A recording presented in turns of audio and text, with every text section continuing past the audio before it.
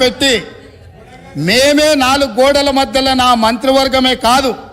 ప్రతిపక్షంలో ఉన్న వాళ్ళను మా సహచర పక్షంగా ఉన్న సిపిఐని సమస్యలను పరిష్కరించడంలో ఇష్టం. అదే విధంగా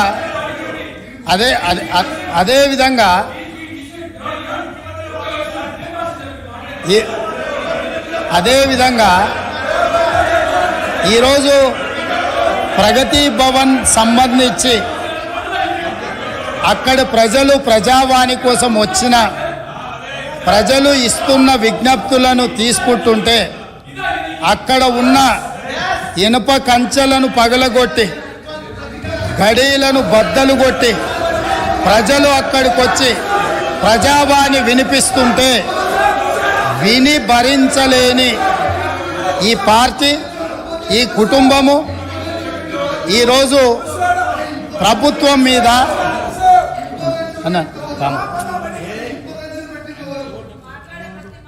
ఈరోజు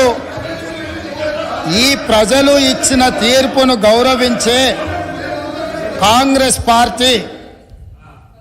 ప్రగతి భవన్ గేట్ల ముందు ఉన్న ఇనుప కంచెలను బద్దలు కొట్టి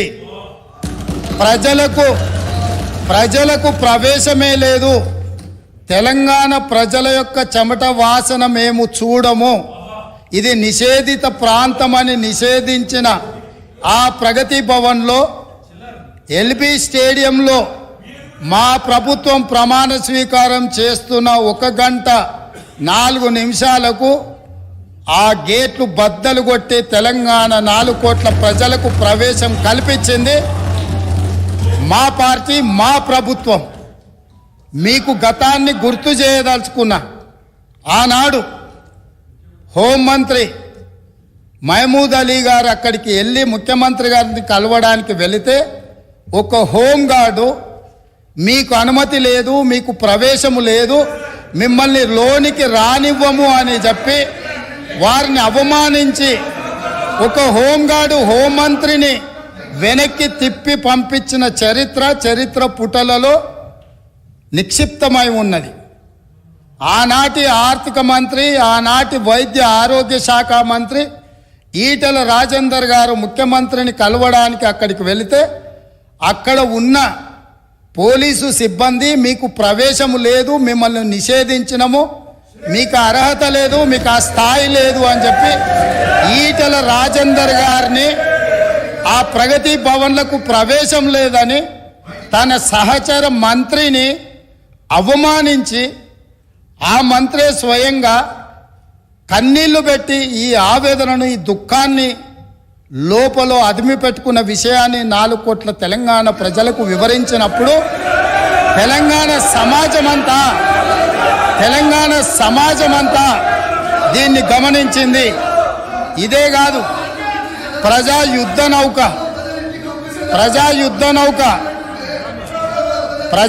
నౌక గద్దరన్న 50 సంవత్సరాలు సుదీర్ఘంగా ఈ తెలంగాణ ప్రజల పక్షాన గలం విప్పి గజ్జగట్టి గొంగళేసుకొని తండాలలో గూడాలలో మారుమూల పల్లెల్లో ఈ దేశంలోనే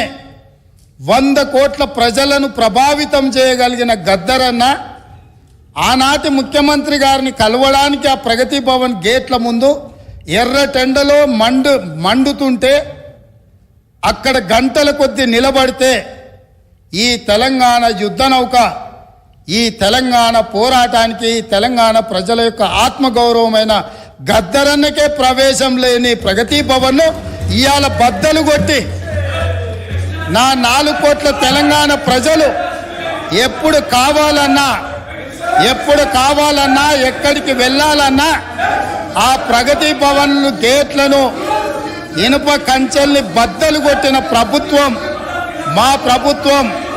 ప్రజలెన్నుకున్న ప్రభుత్వం, ప్రజా ప్రభుత్వం. కాబట్టి